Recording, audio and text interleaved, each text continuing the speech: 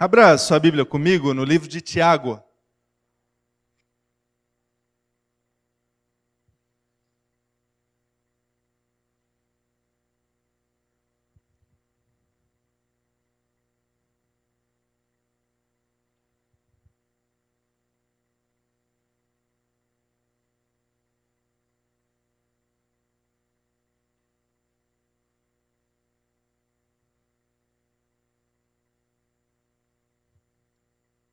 Tiago, capítulo 1, eu vou ler do versículo 2 até o versículo de número 12.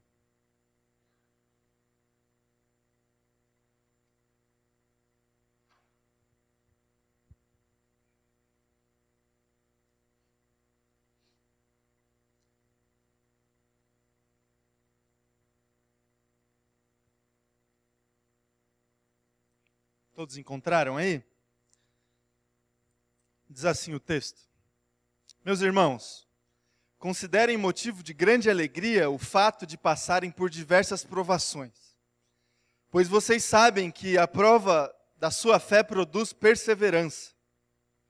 E a perseverança deve ter ação completa, a fim de que vocês sejam maduros e íntegros, sem lhes faltar alguma coisa. Se algum de vocês tem falta de sabedoria, peça a Deus, que a todos dá livremente, de boa vontade, e lhe será concedida. Peça-a, porém, com fé, sem duvidar, pois aquele que duvida é semelhante à onda do mar, levada e agitada pelo vento. Não pense tal homem que receberá coisa alguma do Senhor. É alguém que tem mente dividida e é instável em tudo o que faz. O irmão de condição humilde deve orgulhar-se quando estiver em elevada posição. E o rico deve orgulhar-se se passar a viver em condição humilde, porque passará como a flor do campo. Pois o sol se levanta, traz o calor e seca a planta, cai então a sua flor e é destruída a beleza da sua aparência. Da mesma forma, o rico murchará em meio aos seus afazeres. Feliz é o homem que persevera na aprovação, porque depois de aprovado, receberá a coroa da vida que Deus prometeu aos que o amam. Vamos orar, irmãos, mais uma vez.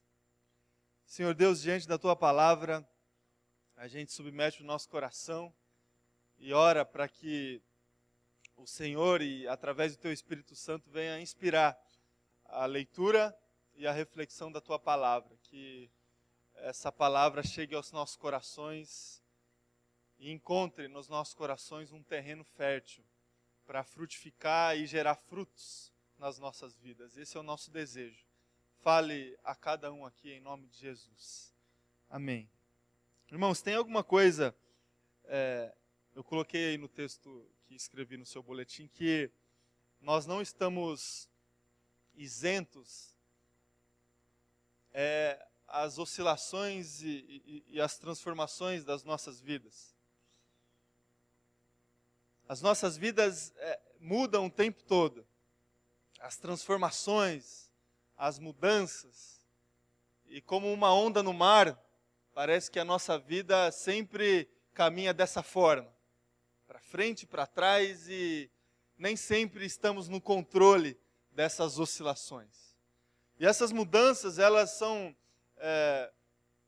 expressas nas nossas vidas de uma maneira externa e de uma maneira interna. De uma maneira externa, mudanças acontecem nas nossas vidas a partir de acontecimentos. Acontecimentos que ocorrem e muitas vezes não esperamos. Algo que acontece que não estava nos planos. E isso que acontece que não estava nos planos mexe com as nossas vidas. Mexe com o rumo das nossas vidas.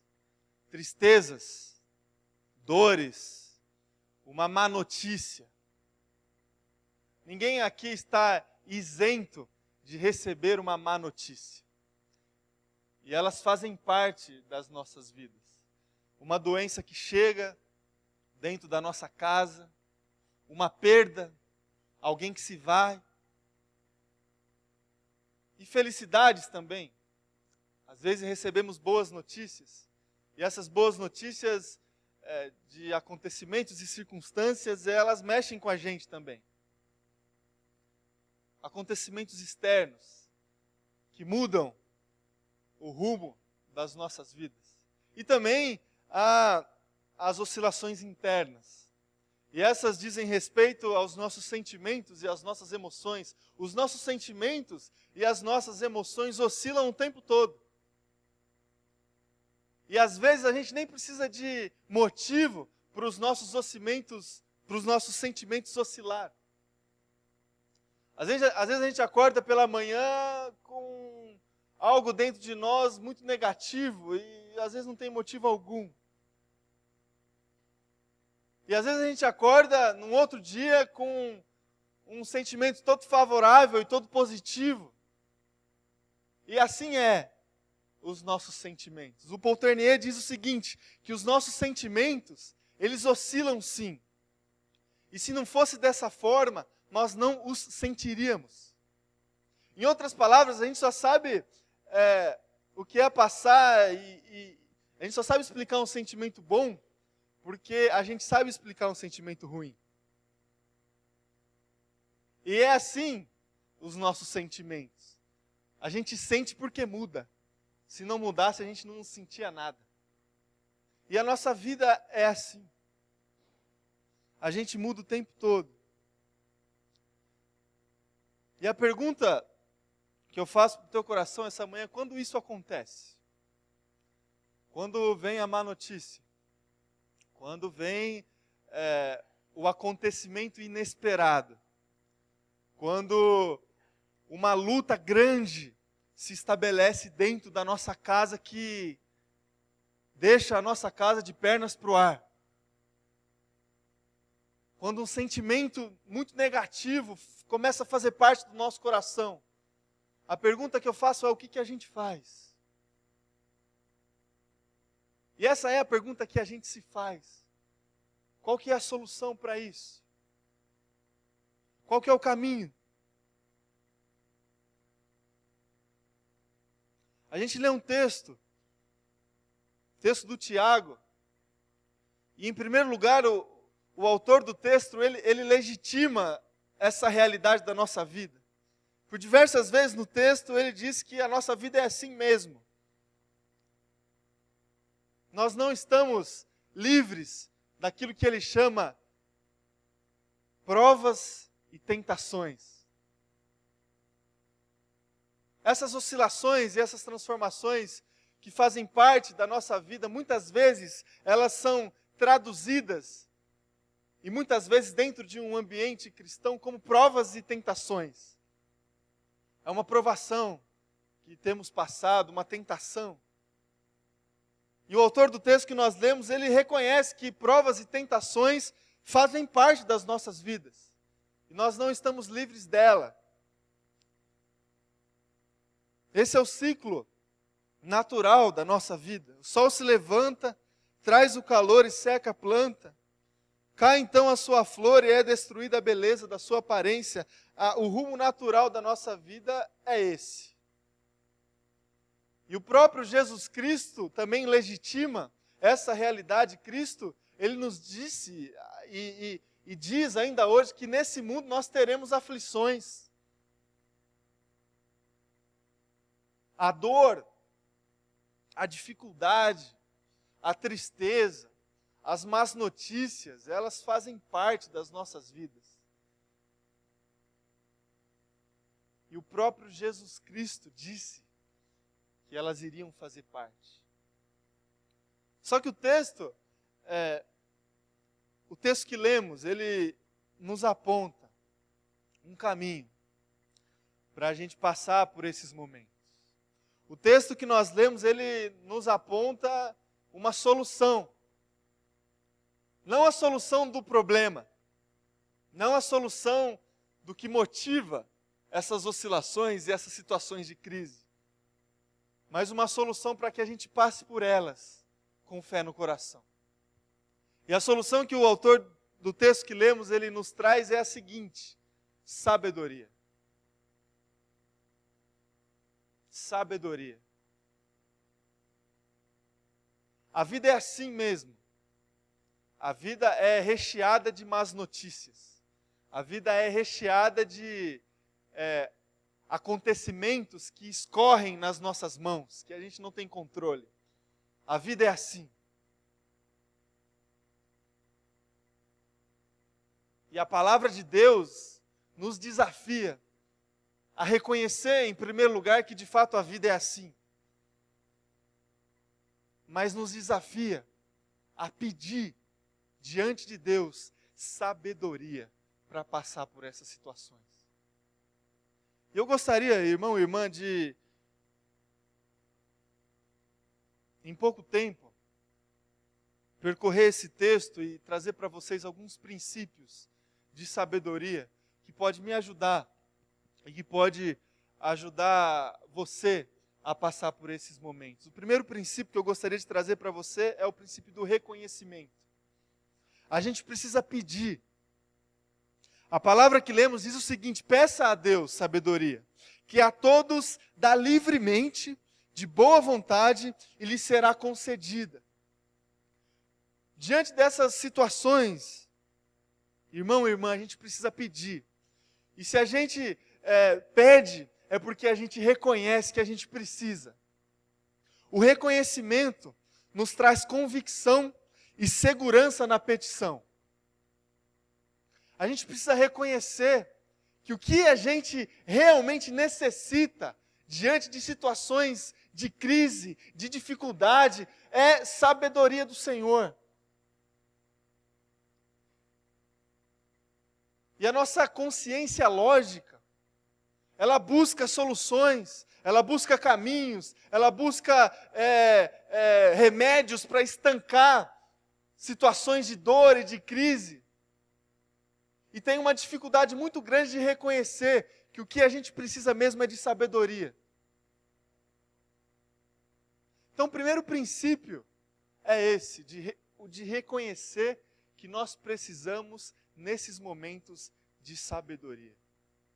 Um segundo princípio que eu gostaria de trazer para o teu coração é o princípio da resiliência. A gente precisa reagir. A palavra de Deus que lemos diz o seguinte: considerem motivo de grande alegria o fato de passarem por diversas provações.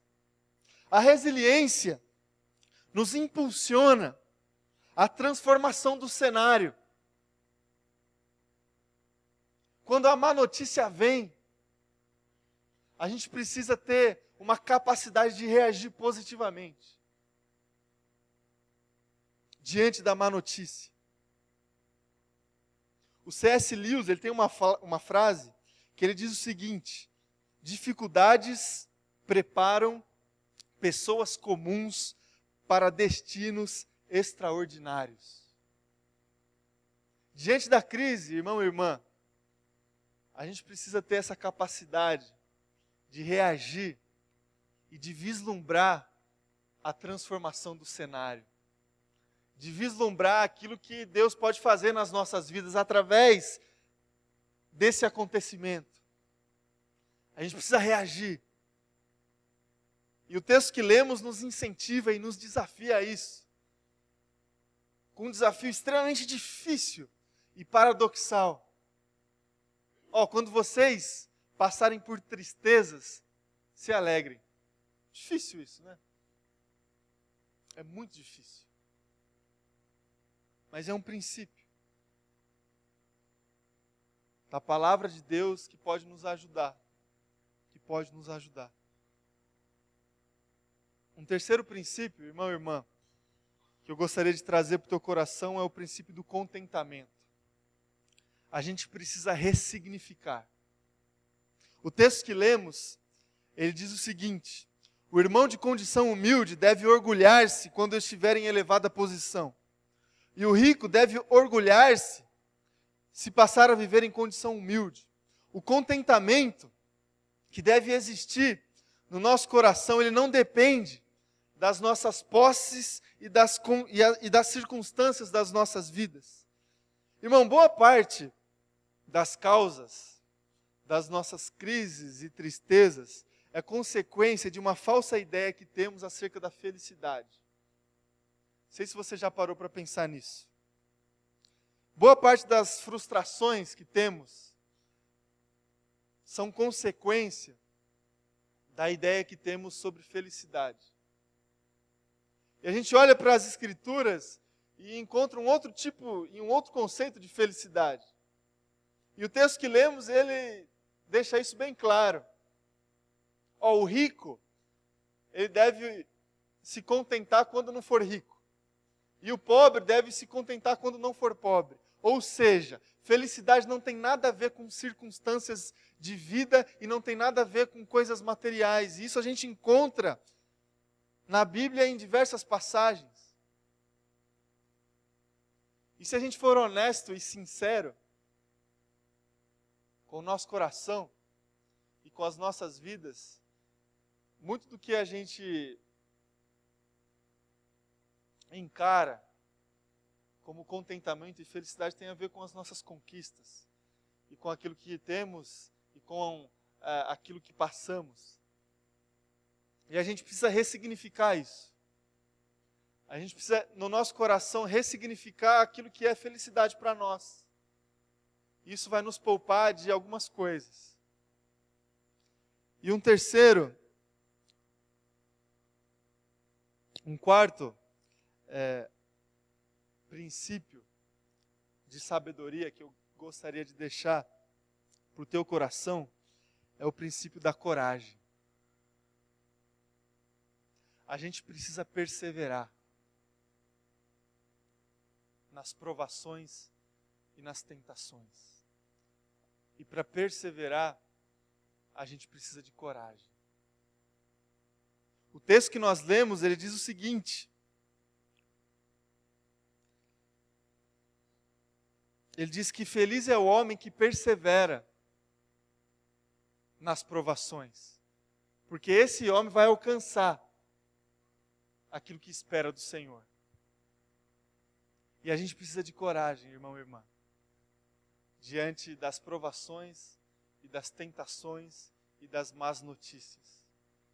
Perseverança. E essa perseverança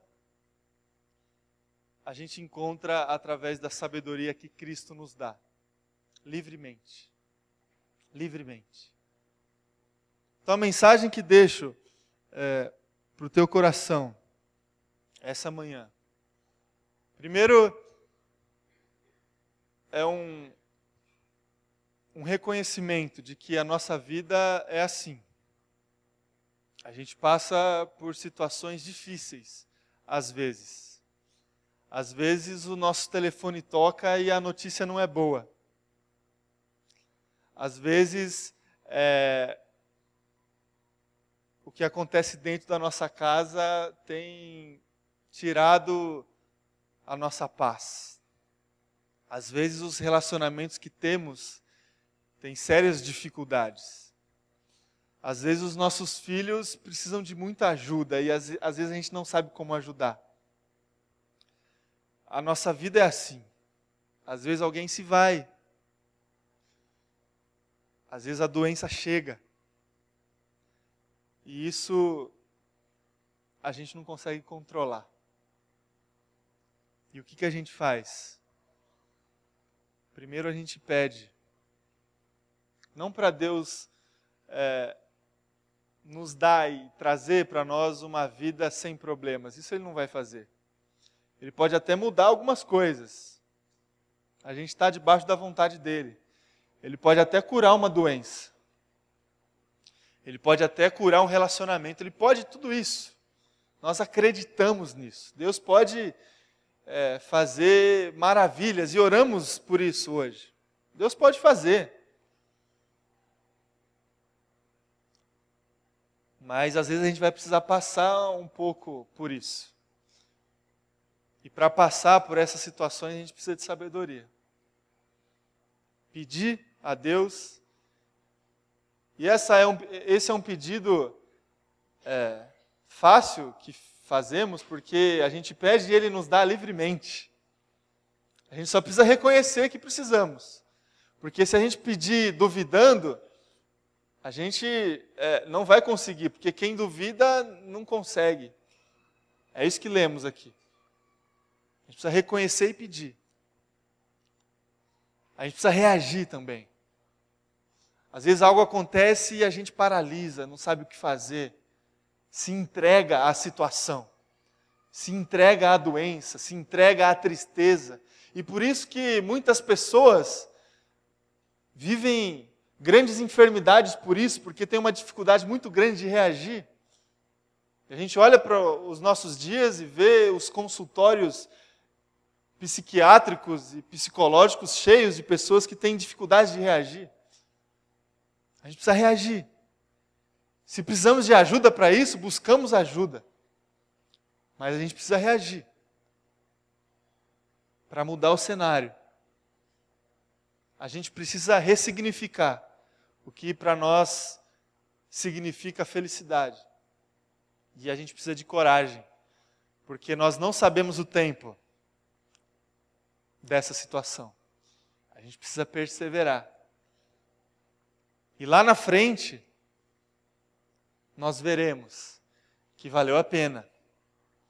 Valeu a pena a sabedoria. Valeu a pena a reação que eu tive. Valeu a pena o que eu precisei mudar nos meus conceitos. Valeu a pena porque eu perseverei. Valeu a pena porque Deus está do meu lado. Que seja assim, irmão e irmã, na sua vida. Que Deus te dê muita sabedoria essa manhã e o restante dos teus dias, para você viver e passar pelas situações diversas que você passa. Ora boas, ora ruins, mas que passemos por todas elas com sabedoria no nosso coração. Amém? Feche teus olhos.